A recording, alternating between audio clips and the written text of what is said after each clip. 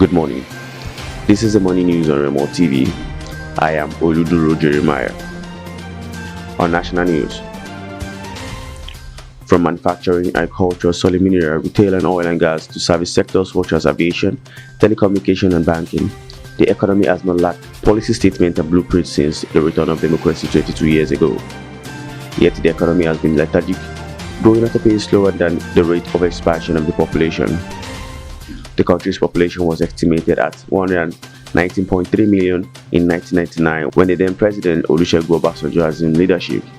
Just about 2 decades later, the population has almost doubled to over 20 million, having grown at an average of 2.63% yearly, whereas the GDP has grown exponentially from $60 billion to over $400 billion as a result of rebasing the inconsistent growth trajectory and exclusiveness of the economy, according to experts, ended up widening the income inequality, increasing the poverty rate, and fuel social tension.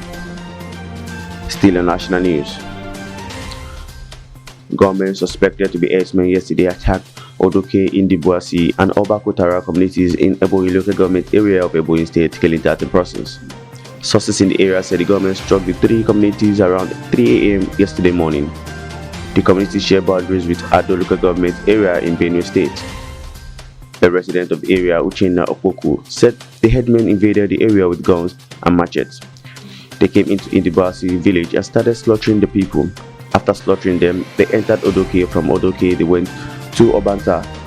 Currently, people that were slaughtered in Indibasi are up to 30, according to the video clips on the incident. But Odoke and Obanta are very far and nobody was able to enter those 2 villages to capture those that were killed.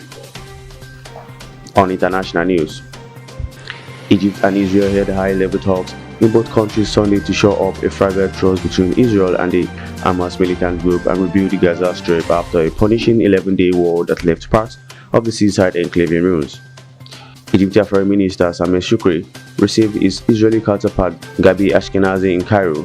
The meeting is part of an effort to build on an Israel-Hamas ceasefire reached May 21 and to revive Israeli-Palestinian negotiations, which have been dormant for more than a decade, Shoukry's office said. Egypt has not said how it would be able to restart talks.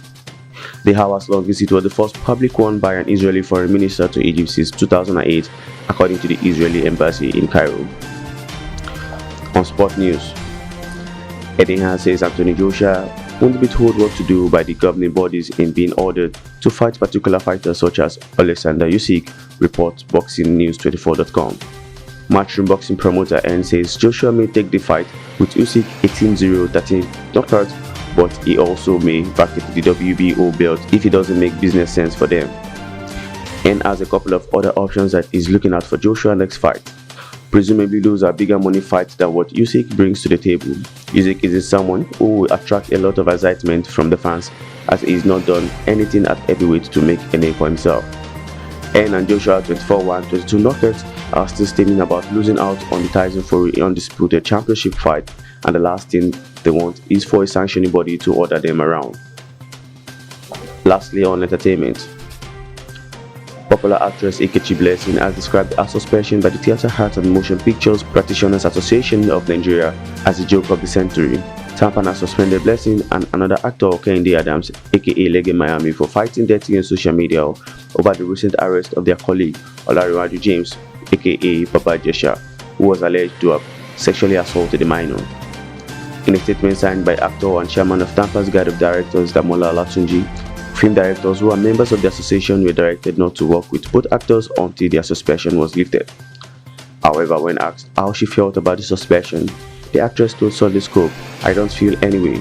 Firstly, an organized association should use proper measures to address a person they describe as their member. Since the letter was delivered through a mere Instagram post without calling my phone or sending me an email, I consider it to be the joke of the century." And that's all on the morning news of Remote TV. For more news, check us on our social media platforms on Facebook, Twitter, Instagram, and YouTube at Official Remote TV. Visit our website at www.remotv.com.ng. I am Oluduro Jeremiah. Good morning.